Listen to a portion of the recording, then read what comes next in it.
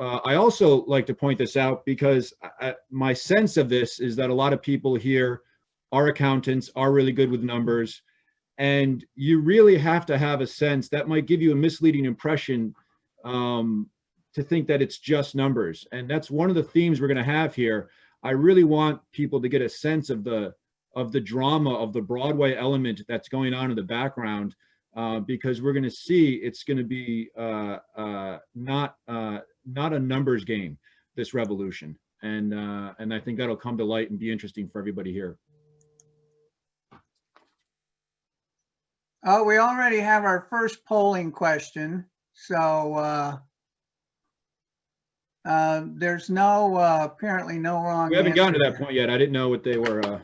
Yeah, they're posting a polling question there already. Okay, we'll just keep going. We'll let them do that in the background. Yep, let them do that in the background. And then I've already talked about this. Yeah, the only thing I point out is this. You need to elaborate on it. Go ahead, Mike. So they think of the colonies as providing resources to the mother country. So the taxes are extraordinarily low. They do have almost complete autonomy in that sense, but it's also a kind of a captive market. So the merchants, the colonists are aware of this, that England is getting a pretty sweet deal on this. The colonists are getting a sweet deal on this, and but it does begin this discussion with very low taxes. And okay. We'll get going to the next slide. Okay. And I do want to talk here. This should be some interesting stuff. We talked about settling Boston in the 1630s, the English Civil War that kind of encourages the settling of the colonies.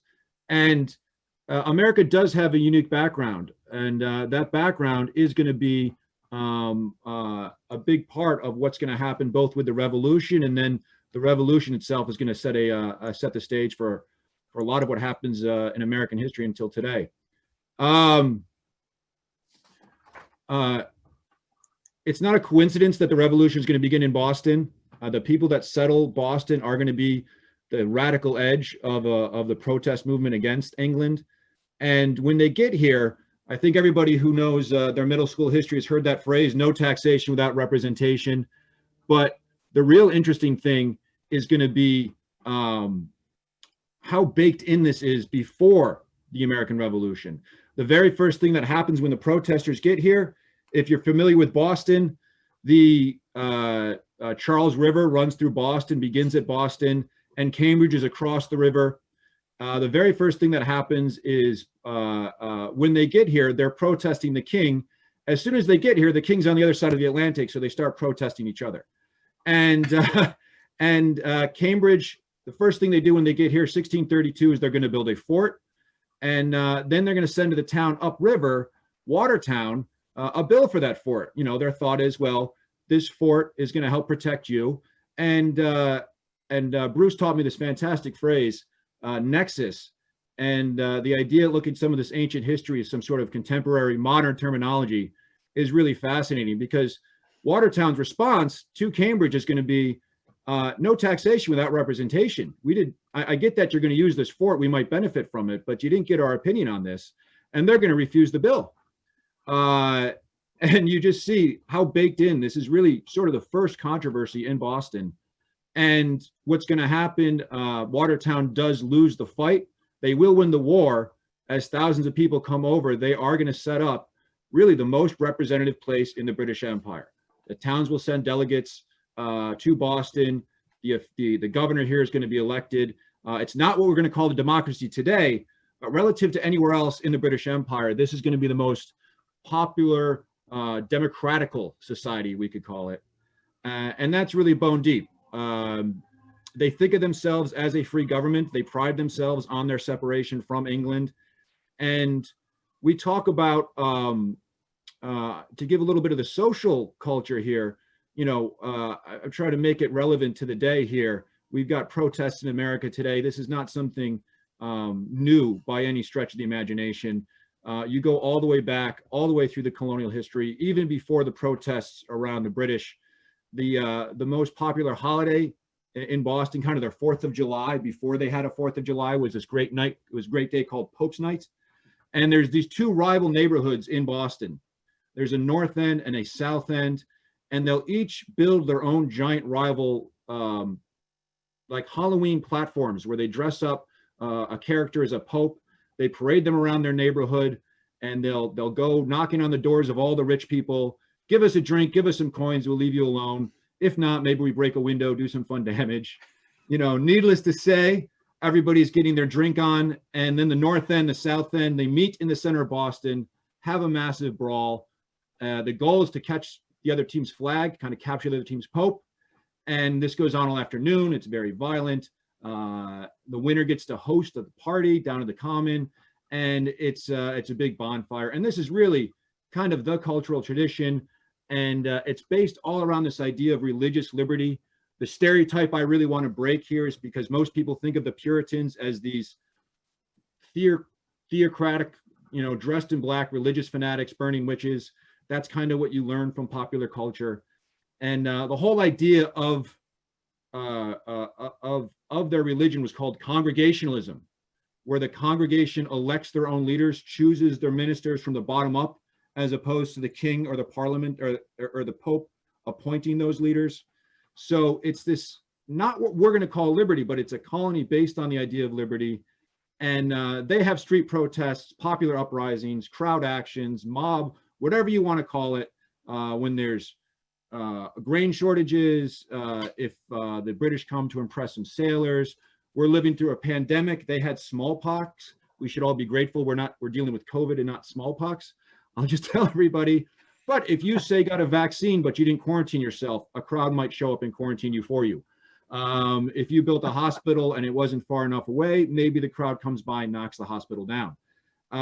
These were all, I don't want to give the misimpression that they're sort of approved, but it was popularly conceived of, even by the leadership, that you want to be in a community or a society that has protests, again, mobs, crowds, whatever you want to call them.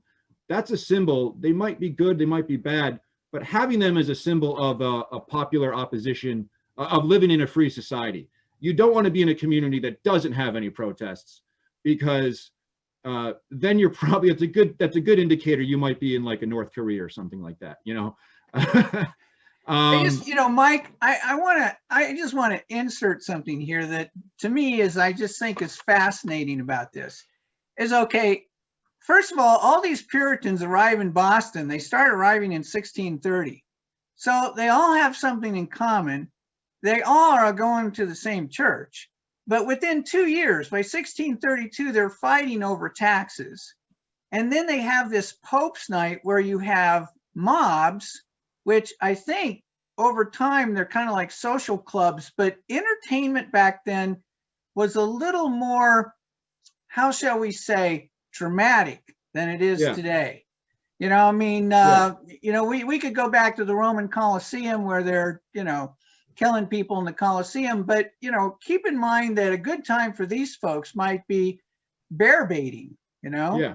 And their tolerance for what we're going to call sort of barbaric is going to be at a lot higher. But it's also the way they lived. They lived much closer to reality, I guess you could say, than we do. And yeah, they go right after it. It's very interesting. One of the things I talk about with history is the ideas that kind of bring us together can be the same ideas if you have a different interpretation of them that drive us apart. And we'll see as this plays out. But the other thing I want to mention with Massachusetts is this idea, the British policy, they're going to have a bunch of taxes in place against the colonies, but it's called salutary neglect, and they just don't enforce them. There's custom collectors, but they never leave England. They send a deputy who is easily bought off. So the laws are in place, but it's not really something anybody's paying attention to. It's easily gotten around, and this is going to be the background. The one sort of thing I want everybody to get away with this. We're going to move on to the next slide now. But the revolution is going to break out in Boston. It doesn't break out in the colony that's going to be the most oppressed by England. It's going to break out in the colony that already has the most independence, separation, and that already has the strongest cultural celebration of these ideas like liberty and representation. So go back up to the previous, yeah, right there. The real turning point for all of this, yep, here we are. This was, this should have been your first trivia question. The real turning point for all of this is going to be 1763. And I think this is where it'll get interesting for the accountants here. The British are going to win the 7 years, the French and Indian War. And this is really their sort of Berlin Wall moment. This is where they beat the great existential rival France. And there's a really brief period of just absolute jubilation. But then reality hits, and they realize they have to actually pay for winning. They have all these new territories they've conquered, and they have to actually administer it all. And their debt has doubled. It has gone from 70 million pounds to 140 million pounds. The garrisoning cost has gone from 13,000 to 220,000 pounds. You're no longer dealing with sort of friendly, loyalish colonies in the British mainland. You're dealing with sort of French citizens, Native Americans in the wilderness. It's going to be a lot more expensive. And England decides to reorganize, and they look at their balance sheet and they say, we really need to figure out a way to get this empire to pay for itself. And they're going to change their policies to the colonies. And this is really, this change of policy is going to trigger everything that happens next. The first thing, they're going to look at the tax burdens, and they're going to say, well, we'll talk about this taxation without representation. England had representation. If you have representation, guess what? You might get a lot more taxes. You know, the idea that you get less taxes if you don't have representation, they have representation, and in England, and they're taxed at about 34 shillings a person is the number I've got, compared to something about 2 shillings a person in Massachusetts. So like you were saying, way less taxation, tax burden, way lower tax burden in the colonies. And England is going to decide that the colonies should chip in. The first thing they do is lower their trade, but they start really enforcing these laws. So that era of salutary neglect, it's really over. And they're going to start paying a lot more attention. And their goal is not to have the Americans finance the debt. Their goal is to have the Americans finance the garrison cost. They're going to change the currency so that you have to now pay bills in hard money instead of the colonists were a fan of using paper money, which could be easily deprecated. But if hard money goes back to England and you're, say, a Paul Revere, a silversmith, and nobody can now afford to pay you in silver because there is no silver, they have to pay you in chickens or something. This will be a bit of a sore point for you. And then the real one, the slide we're going to go to next, is going to be the Stamp Act in 1765. This is going to be the game changer. We can go to the next slide. And the Stamp Act, its goal is to raise 60,000 pounds. And I'm hoping the accountants here will do some math in the background, because keeping track of these numbers will be very interesting, I think, when we get to the end. But what they do here, they're going to tax every kind of document they can have, paper documents, wills, newspapers, court filings, playing cards.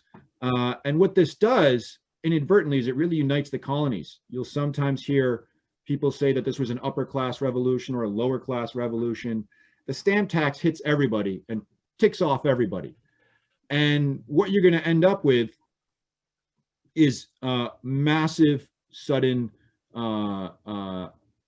chaotic protests. They start in Boston and they'll spread all throughout the colonies. And these will be targeted at stamp collectors, individual politicians they don't like, and they'll go on. They never really even collect any money. I love what will happen is a year later, England will look at their bills and they'll say, you know, we hope to gather 60,000. We've got a small revolution on our hands and we've gathered 3,000. I don't think this is working. Go ahead. Yeah, I want to say, you know, keep in mind that, you know, these protests that are going on, I mean, one of the things that I think is a takeaway from what Mike is saying is you have to keep in mind that protests are as American as mom and apple pie. I mean, these people are burning down people's houses, okay? They are tarring and feathering people. Now think about that. When you tar and feather someone, you take them, you strip them naked, and you take hot tar, you pour it all over them, and then you roll them in feathers, okay? You know, usually people didn't die from that, but they would have burn scars many times for a lifetime. So, I mean, there's some serious, property destruction and serious protests going on throughout this whole period. Yeah, So, and I go and I ahead. do want to highlight that, because what'll happen is the colonial leaders, the Sons of Liberty, will sometimes be framed as leading these crowd actions, and the way this will play out is that what I'm trying to convey is that these crowds are already there. The anger is already there. The Sons of Liberty will be upset about a lot of this property destruction, and they're going to organize and they're going to try to legitimize these protests by making them credible, making them targeted, and through this kind of organization. And we're going to see as we go through these different protests, by the time you get to the Tea Party, they are going to have, whereas the Stamp Acts, the British, you might argue at the time, had the moral high ground. By the time we're going to get to the Tea Party, that's going to have switched, because they're going to try to legitimize these protests and making them more organized. But the British will repeal the stamp tax. We can go on to the next one. So, Mike, I was going to ask you a question there. So essentially, they're just simply asking the Americans to pay their own way. And the Americans are saying, no, we don't think so, or else we've paid enough. Yeah, and then also I wanted to add— it's really interesting, because it comes down to this idea, again, we could, if I'm using this correctly, this idea of nexus. The Americans are going to sketch out a few different positions, and this will be important on this next slide, the Townsend taxes. This idea of no taxation without representation. And what does that actually mean? How does that actually flesh out? And the Americans, the British, through all of this, will be focusing on this, your point, the amount of money, pay your fair share. The Americans, it's that other question, the mode. How are you doing this? And they're not going to be on the same page. And some of the more radicals will say we should have our own representative, our own legislature. Sort of the more moderate position will be that they should get representation in Parliament across the ocean, give the Americans a couple delegates. But the consensus universally, at least, is that they should control their own internal taxes. And this will be, as we're on the Townsend taxes now, this idea, that'll be the argument the Americans make to the British. They're going to say, we control our internal taxes. You only control these taxes on trade, these tariffs. That's the only area you have jurisdiction over. And what happens is the British in 1767 will call America's bluff. And they'll say, fine, you want us to tax your trade? That's what we'll do. We'll tax your trade. And this guy named Charles Townsend, 1767, is sort of the CFO of England, the head of the exchequer. And he's going to come up with a whole itemized list of items that have to be taxed: glass, paint, lead, most famously tea. And again, the goal here is not to raise an exorbitant amount of money. 43,000 pounds is how much he promises that this will bring in. But the Americans are not focusing on the money. What the Townsend's proposing to do with this is he's going to use this money now to pay salaries for the judges, salaries for the governors, salaries for all the administrators of England. And, their goal, just balance the checkbook, make the empire pay for itself. The Americans are going to see this as an existential threat. This power of the purse that we still have as a fundamental part of our Constitution. It really looks as it takes the ability for the Americans to keep their administrators on a leash. So again, it goes without saying, the Americans are not going to be paying this tax either. They'll start a non-importation, a boycott of all these goods. The non-importation leads to an occupation of Boston from 1768 to 1770. And then this is going to be some of the worst regiments in the British Empire. Boston's the worst assignment in the British Empire. If you were a British soldier, the last place you wanted to be was Boston. And there's just animosity, hostility, and mutual resentment that builds and builds until, of course, the famous Boston Massacre on March 5th, 1770, which the British are going to call the riot on King Street. And stay on that page for just a second. This one? The Townsend Acts, go back. Okay, sorry. And Well, I have a question or a couple observations. One is, you were talking about the Sons of Liberty. So are you saying that basically a lot of times that the Sons of Liberty were trying to sort of control these protests, and sort of make it a peaceful protest, and the crowds many times got out of line? Yeah. Have I heard this before? I've heard this before, Mike. Yeah. Okay. There'll be a patriot newspaper and a loyalist newspaper, and they will frame everything so that only their side looks good and the other guy looks particularly bad. And again, just really out of date stuff that doesn't have any legacy. So we had the Fox News of the 1770s, and we had MSNBC. It's really interesting to see how much it echoes. You'll hear some people say that social media is responsible for our sort of partisan division. They had printing presses. They had to stay up all night with little microscopic print, and they'll do that all night, hours and hours, just to call the other guys names and say nasty things about each other. And so I think social media might accelerate it, but fundamentally that's not going anywhere, I don't think. There's one other thing that I ran across when you and I were talking about putting this on, and that is, and I love this phrase because this was the actual phrase used. There were British people in the British Parliament who were defending and saying that they were defending Britain's approach, telling the colonists, you have, and I quote, virtual representation in Parliament. Right. And I just love that, virtual representation. Yeah, that was the British argument at the time. That was the consensus belief. And what'll be interesting is, and I don't want to get too much into the weeds here, the Americans, the Parliament in England, after the English Civil War, is the symbol of liberty, but it's going to be the enforcing agent in America. So the Americans will actually, in part, be arguing for more power for the king. They're going to say, give us our own parliament. We'll only stay loyal to the king.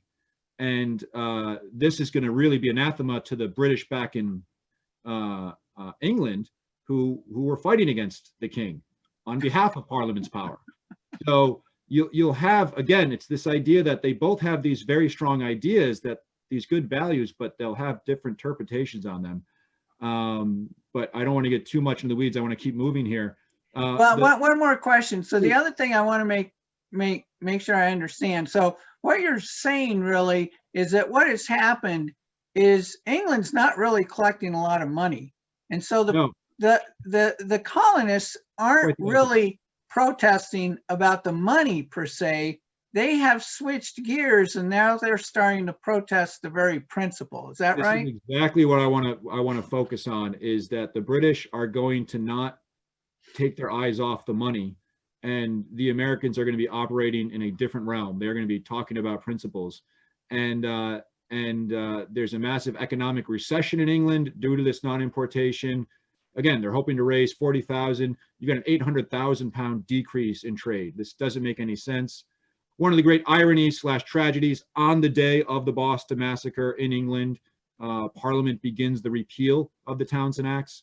But when they repeal this, they're going to play this principle game, and they're going to say, listen, out of principle, we don't want to give up entirely. We don't want to admit defeat twice. So we're going to leave one tax in place on one commodity just to save face, just so we don't have to completely throw in the towel here. And you want to take a guess at the one tax on the one commodity? I have this picture. I'm hoping everybody here, we got some Top Gun references before we started. There's a movie I like called The Princess Bride, and there's a scene in it where Vizzini, the intellectual, says, you've made one of the great classic blunders in history. The first is don't get involved in a land war in Asia. The second is don't get into a bet to the death with a Sicilian. And I'm going to add a third to that off of American history, and that's don't go head to head with an American when principles are at stake. Because we'll see this when you go to the Tea Party next. Go down here to the next slide. The goal here, the British are going to leave this one tax in place just out of principle. And, I always try to make this joke. To the British, tea is hot leaf water. It is just, there's nothing special about it. They think by lowering this tax, they're going to pass a new law in 1773 on this one tax that's in place. And their goal is actually going to lower the price of tea, but it gives an exclusive monopoly to the East India Tea Company. And again, they're trying to balance the budget. This East India Tea Company is incredibly large, incredibly important. We can go back to this too big to fail mindset, where if it collapsed, it would just cascade through the entire economy. And they think they will prop up this important business. They will solve their liquidity issues. They'll raise some money. And they actually think the Americans might be happy with this because the price is lower. And again, it's this idea of just looking at this in the numbers. And the result of this, Sam Adams, the Sons of Liberty, they are going to see this as an existential threat. They see all of these laws connected. They don't see them the way England sees them. It's just random attempts to raise revenue. And so you're going to have 100, 125 Sons of Liberty dressed up as Mohawks, not convincingly dressed, sort of plausible deniability. I have some feathers in my hair. You can't pick me out of a lineup dressed. No, I didn't see Joe. I didn't see Bruce throwing the tea in the water. I saw some guy with white hair and glasses, but he had some feathers on, and it's probably somebody totally different. And what I like to point out here, this is going to be really symbolic. This is the Sons of Liberty are totally in control. It's not like the Stand Party, which was drunken, chaotic, disorganized. This is completely organized, completely symbolic, highly restrained. My favorite anecdote from this at the time was apparently the next day, they're going to go to the captain's house. They knock on the door of the captain. They say, listen, sir, we want you to know we've thrown out all your tea. That's gone, about £1.5 million in today's money. You're not going to get any of that back. But we broke one of the locks on one of your tea chests. And we feel really bad about that. So we've all chipped in and bought you, here's a new lock. And just to give you an idea of the symbolic place they were at with all of this. But it's the opposite back in England. In England, this is the straw that breaks the camel's back. And the Tea Party really will be the whole turning point of everything that happens. And they're going to pass what are called the Coercive Acts. And these are laws meant to punish Boston and set an example for the rest of the colonies so they don't do something stupid like what Boston does. And I do like to point this out because it is a very popular misconception. The Boston Tea Party initially is not very popular. It alienates the other colonies from Boston. It does not, the Americans are not inspired to come together by the Boston Tea Party. What it is, England brings the hammer down, and then they're kind of scared so much. The response of the British is what is going to bring all of the colonies and unite them.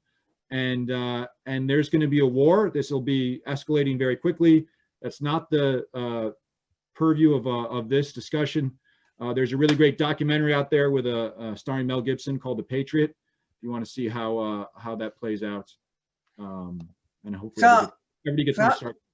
Yeah, I want to say one other thing, Mike. I want to make sure I understand this. Okay, so the Boston Tea Party, we've got property destruction, right? And like that never happens in a protest. And then one of the results is the British decide they want to send in some. Would we say federal troops? Yeah, the British they're gonna shut down Boston Harbor. The big one is they're gonna revoke the Massachusetts government.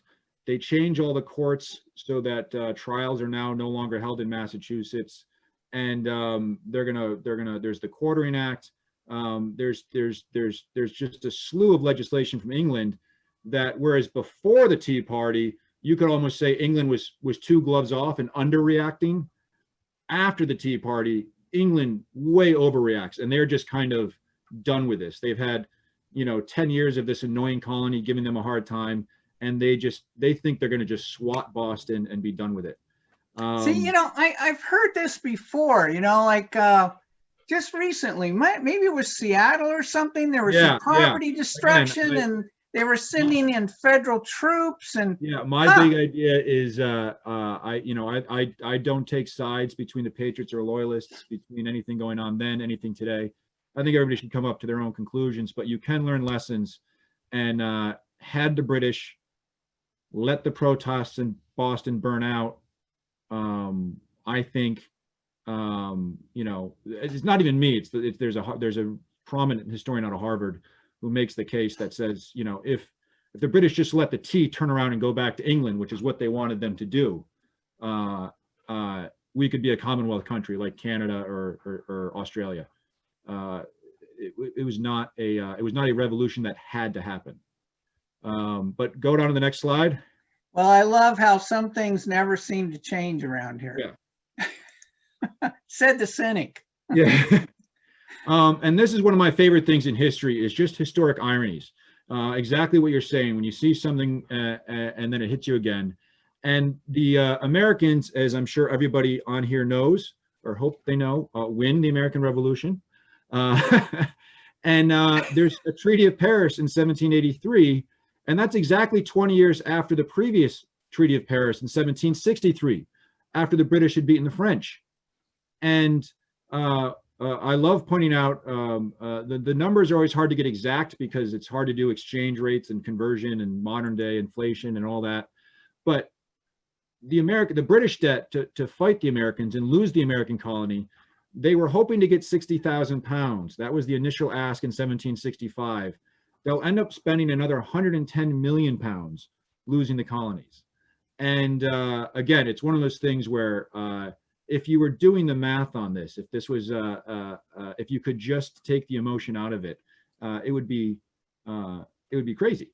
But the Americans are now in the same debt, in the same position, ironically, that the British were in 1763. They now have all of this debt that they've built up winning this war. And now they have 39 million in debt. You've got 2 million interest on this debt. This is a high interest debt. You got to get rid of this. You got 10 million additional state debt. So it's not like the states are going to be throwing in for this. And this will be really interesting to go down. The first thing, we'll go to the next slide. The first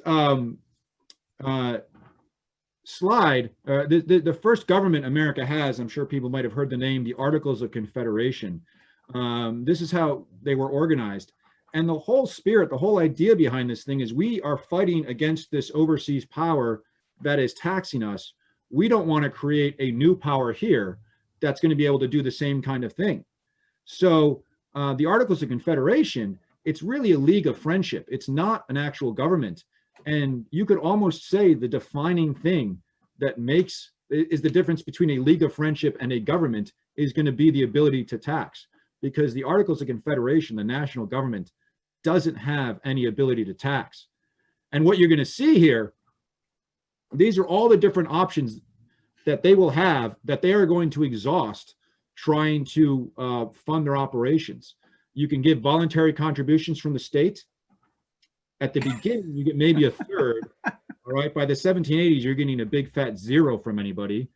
Try asking. It'd be interesting if they tried to get us if the IRS sent you a request for your tax money. I always wonder how much they'd actually get. You can borrow money, and they do this to the max. They're already in debt. They max out their credit cards. And this really hits the fence. At one point, there's a rebellion in Massachusetts. It's called Shay's Rebellion. They go to raise an army to put this down, and they can't. Nobody will give them any credit. They exhaust their credit. And you can print money, of course, and this will be the worst inflation in American history. Fighting the revolution. It goes down. The Continental goes down to about 1%. You have custom duties. And this will be important because in a league of friendship, all it takes is one state to veto these custom duties, and it doesn't apply to anybody. It won't work unless everybody buys in. And Rhode Island, New York are going to refuse because most of the money is coming into New York, most of the trade into Newport, into New York. So they're not going to sign up for that. I always like to throw in confiscation and impressment because some people think that you can have a zero tax society, and confiscation is a form of taxation. It might not be the most popular form, but this will be how a lot of the army is fed and things like that. And then the one that is kind of viable is they have a lot of this land they've gotten they can sell. And this is how a lot of the West is settled. They'll create this template, the Northwest Ordinances. And it's a formula, I'm pretty sure, it's not my area of expertise, but it's the one part of the articles that they kind of keep. And so this will be, like, you guys are all in Colorado, I think this will be a part of your history, how these states were laid out and sold and organized and brought into statehood. The biggest thing I like to point out is that fundamentally the Congress was not allowed to tax. The Articles were not allowed to pass any taxation. And this creates a paralyzed government. You have Spain and England walking all over America, ignoring their peace treaties. You have rebellions in the north. You have internal soldiers that haven't been paid, debt that has to be paid. It's really just falling apart. So they're going to call in 1767 a meeting to discuss this revenue problem in Annapolis. And of course, they realize that they can't settle this one problem unless they settle the whole thing. And this will be the Constitutional Convention. And it really is, we can go to the next slide. It really will be this issue of taxation that forces the Americans to really rethink everything they've got going on and their whole state of affairs. Mike, the cynic in me, before we leave that last slide forever, the cynic in me loves the fact that the really only source of income under the Articles of Confederation, any significant income, was selling Western lands, right. Without any thought that there were people living there called Native Americans. But whatever. Right. I mean, that's a part, and I'll try to bring that in towards the end here, but let's at 1776, 1787. When I was in school, just because I wasn't really paying attention in middle school, high school, I had other things going on, as I'm sure everybody else did. You hear about the Federalists, the Anti-Federalists, the people in front of the Constitution, the people against the Constitution. I always thought of as the Anti-Federalists, because the word anti always tends to throw people off, as being sort of less patriotic. They were maybe the old loyalists, the British that had stuck around, and that is the complete inversion of it. The loyalists, the British, are all in Canada. If anybody wants to move to Canada, I always joke that's where the British, that's where the loyalists went. The Anti-Federalists are the more radical people, the most revolutionary of the revolutionaries. And so you're going to have this huge divide where these people, the Sam Adams, the Patrick Henrys, they are not going to want to join up with the George Washingtons, the James Madisons, the Alexander Hamiltons, and create a new government, because they just fought a revolution against the old government. The last thing you want to do if you're opposed to power is to then create power. It's completely anathema to them. And they will resist. And this is another thing that we did not have to have the Constitution. It was not a sort of a lock that this was going to happen. But how it happens is very interesting, and I think very instructive to everybody who's dealing with American culture or taxes. The whole issue, the make or break issue, is this argument of taxation and the idea of the states requesting taxes versus the nation imposing taxes. And the Federalists are in favor of the nation imposing taxes, and the Anti-Federalists are arguing for the state to be able to impose, but the nation can only request from the state. And what is going to happen, because the Anti-Federalists are afraid of this dominating power, and I like to highlight this because the British do not listen to the American fears. They do not take the Americans seriously. They will ignore them to their everlasting regret. The Federalists do take the Anti-Federalist fears seriously. And with a Massachusetts Compromise, you will get Massachusetts at the ratifying convention, John Hancock, Sam Adams, to kind of switch camps from the Anti-Federalist to the Federalist camp, with this agreement that their first thing the Constitution is going to do is create these Bill of Rights, these protections against this power. And that's what the Bill of Rights are. It's kind of all of the concerns the Anti-Federalist had with the Constitution, all of its shortcomings, to protect people from this government. And the concession the Anti-Federalists will make is now you can tax as long as because taxing is such an unbelievably powerful thing for a government to have. we have to have all these rights in place before we're going to let you have that power over us. And we can go to the next slide. And I want to say something else, Mike. I mean, yeah. So another way of sort of portraying this is you've got people arguing after the revolution is over, and now they're trying to create a new government. You have people arguing over whether we want a stronger central government with more power and more taxing authority, and that will increase taxes, or we want to have smaller local government with less taxes. I've never heard those arguments before. Isn't that odd? Yeah, and I will go. This is going to be the sort of grand lesson, and it might sound cliche or obvious, but I think it's not appreciated how bone deep this is in the kind of American culture. You will get these questions. We're connecting the dots here with what you were saying at the beginning. These questions: what is a fair tax? Who should pay it? How should it be imposed? Are never going to go away, but the subject of taxation is going to be always attached. We'll go to one more slide. Go down to the next one. This is. Can I do this?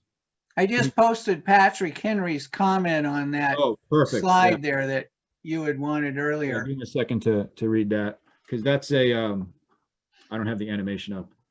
But again, Patrick Henry is the Anti-Federalist. He's opposed to Alexander Hamilton, and he doesn't ever actually sign off on the Constitution. But really, what I always I try to emphasize here, if there's kind of one lesson I could get where you're saying like these arguments that exist today, as I joke with the Tea Party or in general, you could loosely say, I like history, I don't like politics, but I like to say loosely, you could loosely say the average American liberal usually doesn't like big business, and you can usually say the average American conservative doesn't like big government. The big lesson is that what they don't like, what makes them American, is they don't like things big. Right?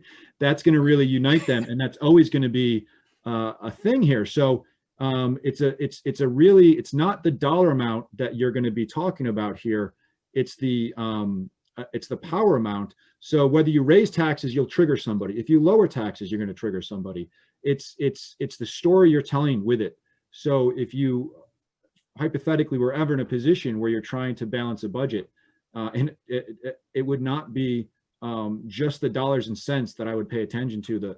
The real lesson I want to say is what's the story you're telling with that, because that is going to really override just the basic quantitative aspect of it.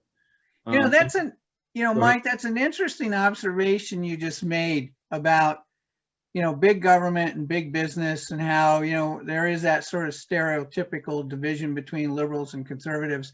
And one of the things that united the Americans is, like you say, you've got big government, you got Great Britain, but then you also have big business, because they're giving the East India Company complete monopoly over the tea. And so that's why the Tea Party is so great it really is the event,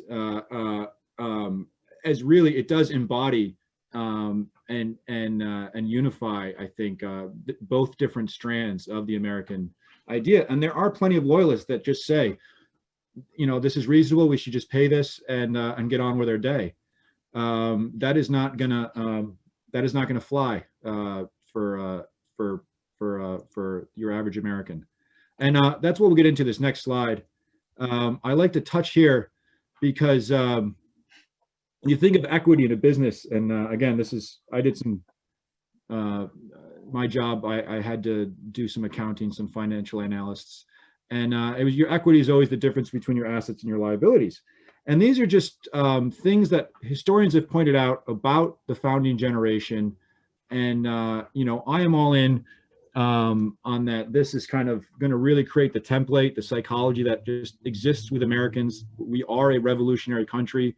We kind of take that for granted. But this is going to be a template that stays with us all the way through history, all the way up to the present day.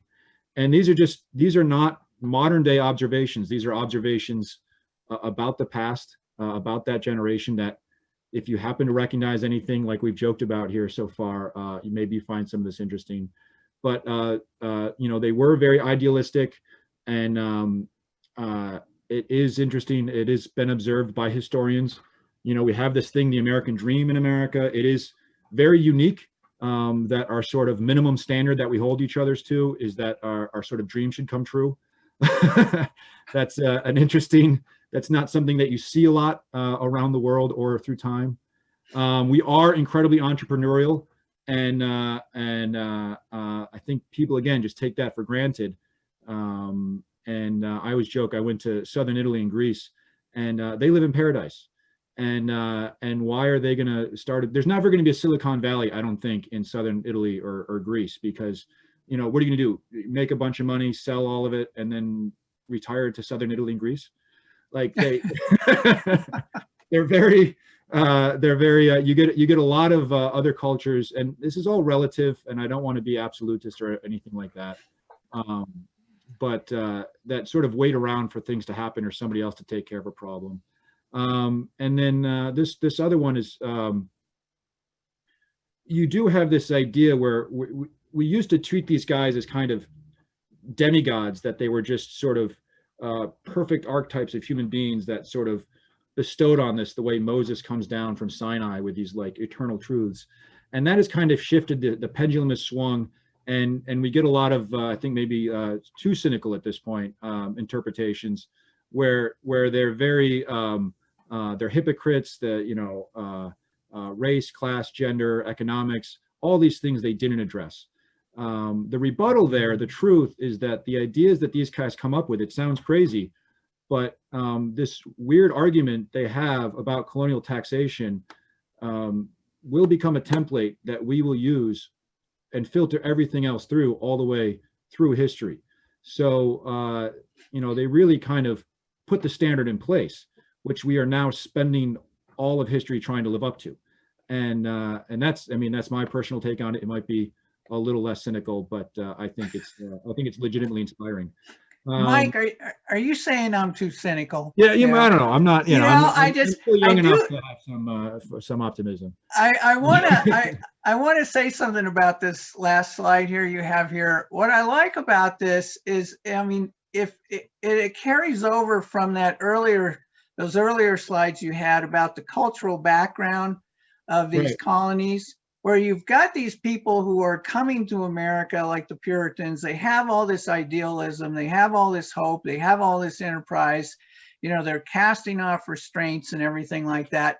At the same time that they don't trust people, they're suspicious of outsiders or any delegation of power outside of their little congregation, and Absolutely. So they're real sensitive to power. I think that's great, and I think we still see that. Yeah, and like I said, there's an upside and a downside, and we live with both. We get the benefits of the upsides, we're dragged by the downside. I don't want to be one-dimensional or too rah-rah. At the same time, I'm not down on this. I think we can work on some of our faults, build on our assets, and hopefully, one of the things I do like to emphasize is the way to think of them is not as demigods or half devils. They're just like you, and they're just like us, and we lose sense of how emotional all this is, and how people are trying to do their best, and they're living with really and fears. And I guess we'll close here, and I'll just say we can go to the next slide. Alexander Hamilton and Thomas Jefferson are going to hate each other and mistrust each other as much as any two people any Democrat hates any Republican today. That is not a different, it might have even been worse than it is today between the two of them specifically. And I always like to close, I like to you haven't seen Good Will Hunting, it is a legitimately really good movie. It takes place, of course, in Boston. And there's this great scene, and it's sort of the only scene that makes any historian ever famous, because historians are not really famous. There's this great scene where there's this really smug Harvard type, kind of condescending to Ben Affleck, and Matt Damon, his chum, comes in and shoots him down and has read the same books. And he kind of gives a shout out to a guy, Gordon Wood. And Gordon Wood, is, one or two for me as far as the guys that I really respect the most. And he'll say, the most important event in American history, bar none. And this is, to me, again, people can have different interpretations. This really does cascade with us all the way through. And I like to close, there's this really famous speech that was given in Parliament on the eve of the American Revolution by this guy named Edmund Burke. And he will basically plead with the British. He says, listen, these are a very peculiar people. They're weird people. They have a very peculiar issue, because their history attaches so much symbolism to the subject of taxation. They're not going to address this sort of logically. And he will plead with the British to essentially let this one go, right? It's not worth, we're going to lose all this trade. We're going to lose all this harmony. He said, you guys, you're not talking about the same page. You guys are just not on the same page as these guys. You don't understand where they're coming from. And since this is a tax forward conference, I want people going forward to remember that part of the past, because the British will dismiss this, and they will not take it seriously. They will not listen to Edmund Burke, and they will lose the colonies. And what I will say is, going forward, is listen to that. Take this history seriously.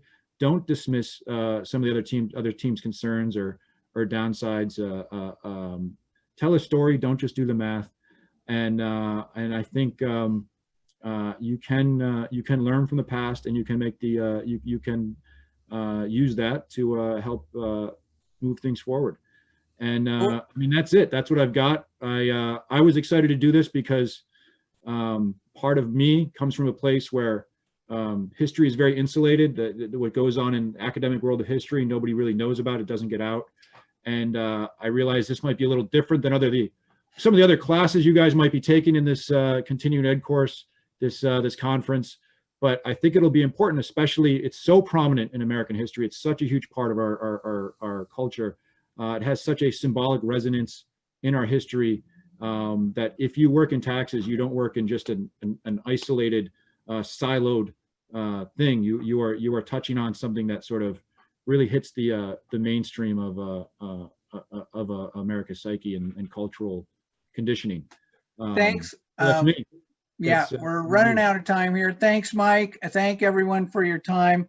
One of our takeaways today is it isn't just about filling in forms or even tax planning. What we're doing is inextricably linked to social, economic, political forces in society. So think about that and watch out for those tar and feathers. Thanks, everybody.